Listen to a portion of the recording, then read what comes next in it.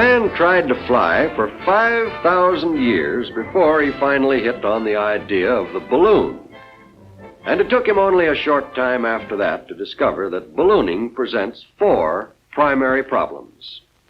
First, the problem of keeping the balloon itself in the air, which involves the question of fabric and something lighter than air with which to fill it. Second, the problem of lifting something besides the balloon into the air. This led to developing the net, load ring, and basket. Third, the problem of navigating vertically, of getting up and down. This has been done by using a valve, appendix, and ballast. And fourth, the problem of landing and emptying the balloon. Rip panel, drag rope, and in bygone days, anchor. Now, in taking up those problems, let's consider how they relate to present-day ballooning. Here is a modern Navy balloon being prepared for inflation. Hydrogen gas is most often used in balloons because it is released after each flight. Helium is generally reserved for airships where it can be used over and over again. However, in the early days, the world's first balloon, the hot air marvel. Amazing invention of 2 Frenchmen, the great Montgolfier brothers. The world's first passenger flight from Paris, France, November 11th, 1783. Hey, something's wrong, look out! More hot air. Thought they forgot about that. Sensational, sensational! Or is it? Professor Charles, famous French scientist, would attempt an ascension using a newly discovered gas called inflammable air. The world's first hydrogen balloon, 1783. And now the stupendous feat of combining the 2 types of balloon will be attempted. We invite your attention to Payload de Rossier of France. Strange name. And his 40-foot hydrogen balloon with a 10-foot hot air balloon beneath it.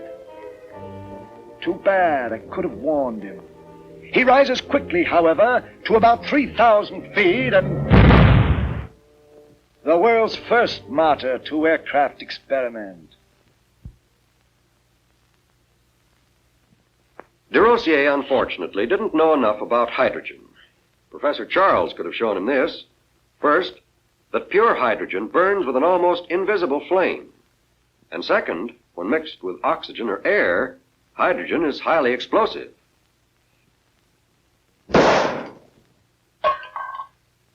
In the early days, hydrogen was prepared by pouring sulfuric acid over scraps of iron. Here is a simplified modern method of doing the same thing. Caustic soda and water are used instead of sulfuric acid, and ferrosilicon, a kind of ore, is used instead of scrap iron. The bubbles, you see, are hydrogen. The Navy today uses methanol, another name for wood alcohol, and water instead of sulfuric acid, and copper zinc oxide instead of scrap iron. Now then, just exactly why does hydrogen lift a balloon? The answer is that it doesn't. Hydrogen is used merely to hold the sides of the balloon apart, using as little weight as possible. Here's the way it works. Consider an extended balloon with air inside and out. Naturally, it doesn't go up because the air inside is just as heavy as that outside. But as we take the air out of it, the lifting force of the air outside increases. Archimedes put it this way. The loss in weight of a body immersed in a fluid is equal to the weight of the fluid displaced. So the total lifting force on our balloon is exactly equal to the weight of the air displaced. No more, no less. Obviously, if we left it a vacuum, we'd get the most possible lift. But any container light enough to serve the purpose collapses from the outside pressure. It seems to be necessary to have more pressure on the inside than you have on the outside. That's why hydrogen fills the bill so well. You can release enough hydrogen into a balloon to overcome that outside pressure, keep the sides of the balloon apart, and still not add very much weight. Hydrogen is only about 1/14 as heavy as air. Now, if the balloon is tied off so the gas can't escape, it expands as it rises, simply because the air thins out as the altitude increases, thus lowering the outside pressure. Another factor is sunlight. Direct rays of the sun heat the gas and cause it to expand. A balloonist must be on the most intimate terms with both Charles' law and Boyle's law. Charles' law: the volume of a gas is directly proportional to its absolute temperature. Boyle's law: the pressure exerted by a gas is inversely proportional to its volume. If these laws are ignored, the balloon may explode. Warning: watch the pressure inside your balloon. And that goes for ordinary coal gas, too, just like out of the stove. First tested and proved by Charles Green, famous English scientist, in 1821. It's cheaper, it's handier, but heavier than hydrogen. The first portable hydrogen plant, invented during the Civil War by Abraham Lincoln. Oh, pardon me, invented by Professor Lowe, Lowe, Lowe, the first official aeronaut of the U.S. government. Note the small boxes, boys. Washing machines to get rid of the sulfuric acid. Here's World War I. No gas generator in sight. The hydrogen is forced under high pressure into cylinders, which can then be stored or carried almost anywhere. The same system is used today. Now we come to the second half of the first problem, the question of fabric to hold the gas. Curiously enough, the best balloon material is a kind of animal tissue. It's called gold beater skin, found in cattle just aft of the appendix. Gold beater skin is cemented to balloon cloth as a lining. It's very light, thin, tough, and almost completely impermeable to hydrogen. But it's hard to get in sufficient quantity and expensive. So it's not surprising that the next best fabric, namely silk, took an early lead and remained the favorite up through Civil War times. One of the most colorful incidents in the war was the use of a so-called petticoat balloon, made of the beautiful silk gowns of Southern belles. However, through a fortunate combination of economics and science, cotton forged into the lead during the 80s and has stayed there ever since. Cotton is even stronger than silk when treated with rubber, real or synthetic. It wears better, it's almost as light, and it won't generate a spark the way silk will when rubbed. What's more, it's far cheaper. New materials are constantly being tested and developed. Cellophane, for example, holds gas very well, and it's light and flexible. However, it doesn't last, and it tears too easily. Maybe these difficulties will be overcome. In any case, it appears certain that synthetic materials will become increasingly important in the preparation of balloon fabrics. The second problem, that of lifting something besides the balloon itself into the air, involves the development of the net, the load ring, and the basket. The famous Charles balloon of 1783. Kindly note the load ring at the equator and the net strung only over the top half of the balloon. 1793. The net now covers the entire balloon. The load ring has dropped below the balloon. This magnificent craft made the first flight in America, an ascension in Philadelphia by Jean-Pierre Blanchard, better known as Jean-Pierre Blanchard, the prominent French aeronaut. 1830, back to the half net, but the load ring remains below the balloon. Charles F. Durand, owner and pilot, was the first native-born American aeronaut. a scientist, a philosopher, and a daredevil. In 1859, this balloon set a world's distance record that stood for 40 years. Missouri to New York, 809 air miles in about 20 hours. John Wise was the owner and pilot, famous in early American aviation. Looks like he's got a boat there. That's something new. Professor Lowe in the Civil War used a double ring, a load ring and a basket ring. One on his finger for luck. And the basket itself is fairly small. Well, he didn't need to carry supplies and navigating instruments. He wasn't going any place, just sitting and looking. World War I brought a balloon of radically different shape, a captive balloon called the kite balloon.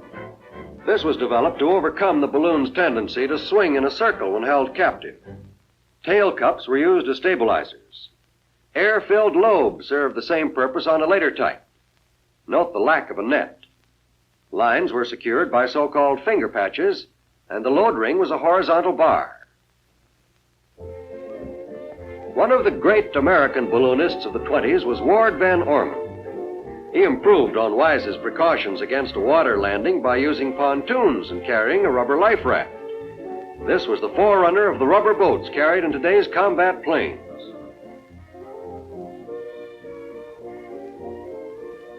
Why is a net better than finger patches? Well, stick around, my boys, and you'll see. John Wise went up one day. His balloon was hit by lightning, and the fabric parachuted into the net. To make sure it wasn't just luck, he went aloft and did it again. Worked exactly the same, and has ever since. The next problem, the third, deals with the navigation of the balloon vertically. This is taken care of by means of the valve, appendix, and ballast. That first hydrogen balloon way back in 1783 had all three of these elements. In the first place, an open appendix allowed gas to escape naturally as pressure increased. Then, when Professor Charles wanted to release more to descend, he opened a valve at the top and let more of it out. Of course, when the balloon came down, some air came in at the open appendix, and you couldn't call that good. But we'll consider that in a moment. Professor Charles learned about ballast the hard way. When he landed after his very first trip, he politely helped his passenger out. Silly boy. Moral: release ballast in small quantities. The balloon appendix started out as little more than a hole in the bottom of the balloon. But that was unhandy to deal with, and so gradually a tube was extended from the opening. Until in 1793, it was long enough to drape over the side of the basket. Possibly this was an effort to keep the gas from seeping down onto the head of the balloonist. But, of course, hydrogen drifts up, not down. So there was a gradual retreat until many experiments finally fixed the appendix at its present-day length. As we've already seen, a balloon that's descending always has a tendency to parachute. And if the appendix is open, air goes into it. But air mixing with hydrogen creates a highly explosive combination. So air is kept out nowadays by twisting the appendix closed during descent. And parachuting is prevented by securing the appendix to the load ring. From the very beginning, most balloon valves have worked in a trapdoor fashion. The valve is pulled down against a spring, which on release snaps the valve back into position. About 1880, the double trapdoor type came into use. It proved so efficient that it's still being used to this day. Various instruments have been devised to help in the navigation of balloons. For ordinary flights, an altimeter, rate of climb indicator, and a pocket compass are usually all the instruments that are needed, although an altigraph, or barograph, is also used if an accurate record of the flight is wanted. The earliest instrument used in a balloon was a plain mercury barometer. This was replaced by the aneroid barometer about 1880. It was handier. Calibrated in feet, it becomes an altimeter. The barograph, sometimes called altigraph, appeared about 1912. In any attempt at a record, an officially sealed barograph is always carried. The barometer didn't work quickly enough, so the statoscope was developed to show change of altitude and rate of change. These are indicated by the position of the bubble in the tube. The instrument on the left is American, and the one on the right British.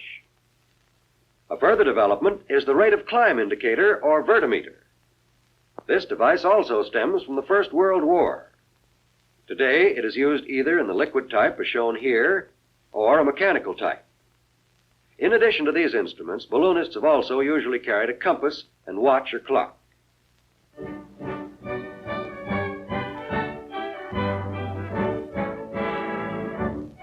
We take up the fourth major problem in ballooning now, the landing.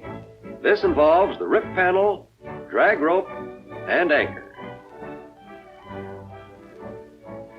The drag rope was invented in 1836 by Charles Green, the coal gas man, remember? Very useful in navigating at low altitudes and to prevent a rough landing. A sort of automatic ballast, you might say. Weight of the rope on the ground lightens the balloon. She rises and lifts more rope. Down she comes. Up, down. Up, down. Monotonous, isn't it? Look out for fences, houses, and high-tension wires. Bad medicine. In the old days, before the invention of four-wheel brakes and the rip panel, a balloonist had to throw out the anchor and pray. A landing was a cross between a commando fight and a rodeo. The balloonist didn't always win, poor fellow.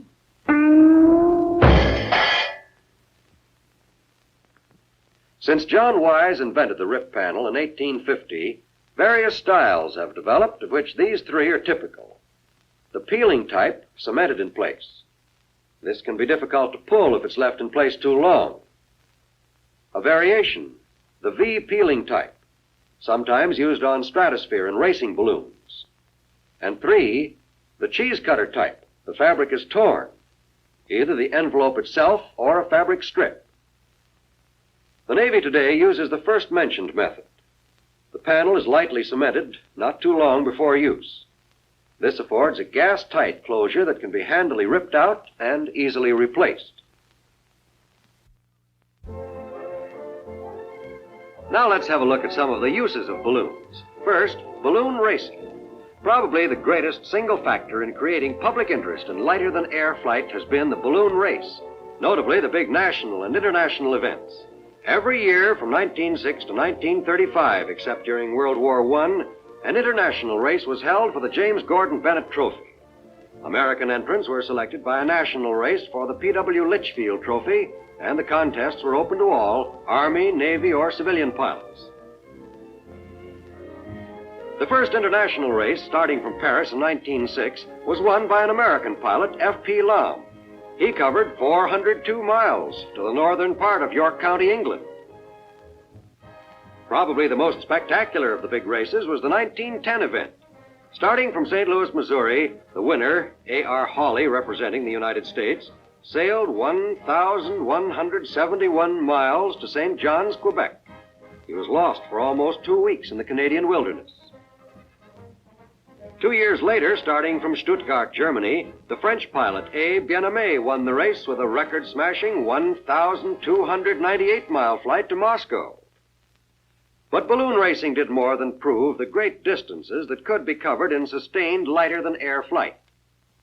One of America's leading balloonists, Ralph Upson, in preparation for the 1922 national race, organized the first system of aviation radio weather reports, an invaluable contribution to the progress of aviation.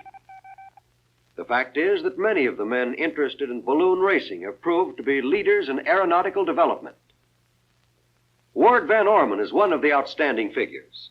3 times an international race winner, Van Orman has pioneered in several important ballooning improvements. It was Commander Rosendahl when this was taken at a national balloon race in 1927.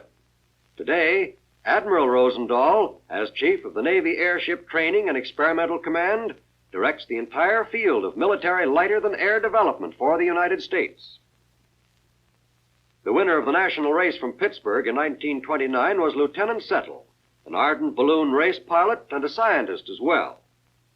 But the name Settle became much better known for a considerably different aspect of ballooning, the stratosphere flight. In 1933, Settle went aloft almost 12 miles.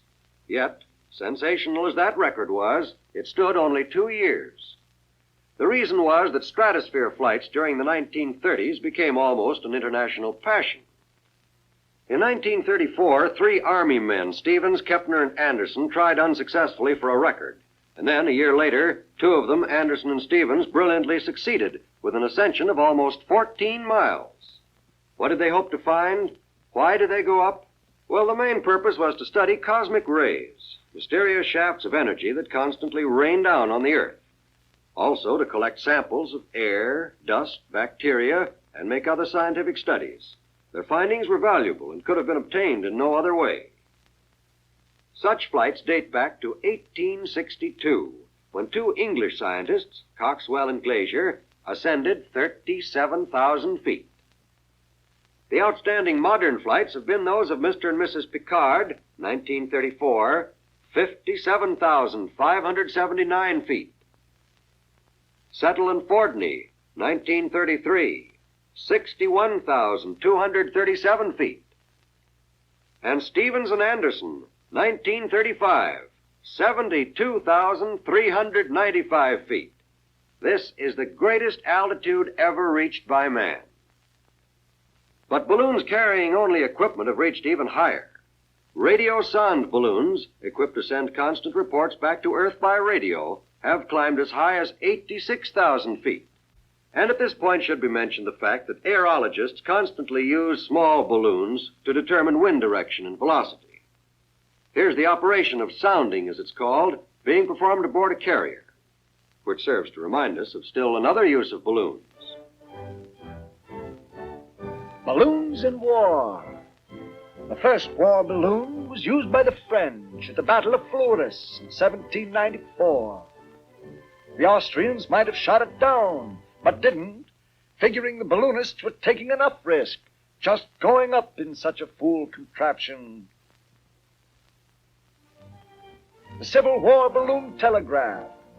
For this, they used to shout, wig-wag, or throw rocks at each other, to which messages were sometimes tied. This was the first step on the road to radio. Recognize this? It's the grandpa of all aircraft carriers, the first one in history, the G.W. Parke Custis, used by the Federal troops on the old Potomac. It had no motors, was pulled by a tug. Sometimes the boys had to help out by rowing. You may not believe this. During the siege of Paris, the French not only established the first airmail service, but even published a newspaper that was sent by balloon post to the provinces. Over 3 million letters were carried airmail. The world's first air battle, an attempt to hijack the French airmail. Both fired, both missed, thank heavens. But a lot of future trouble was touched off then and there. During World War I, both observation and barrage balloons were widely used. Observers did artillery spotting, map-making, photography, and tracking of enemy troop movements. The AEF contained 23 balloon companies, each with 2 balloons, one for service, one for reserve. We lost 48 balloons during the war, 47 due to enemy action, and 1 blown away. The present war shows an advancement in barrage balloon protection, the armed cable. Here's the way one such lethal device works.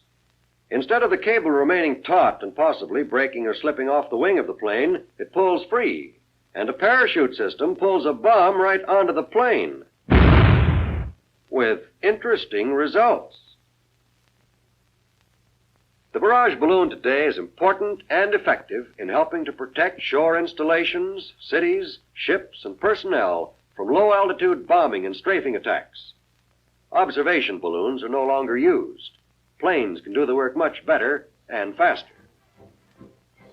But the free balloon is far from being a has-been. No experience is more valuable to a lighter-than-air pilot than his training in handling a free balloon. After all, an airship is basically a powered, steerable balloon. It reacts to the same laws of gases. When its power plants stop or are stopped, the airship becomes a free balloon. The airship pilot must first be a competent balloon pilot, and the balloonist can look back on over 150 years of proud tradition shared by many great and courageous men. He can look forward to a challenging future in the airship, lusty child of the free balloon.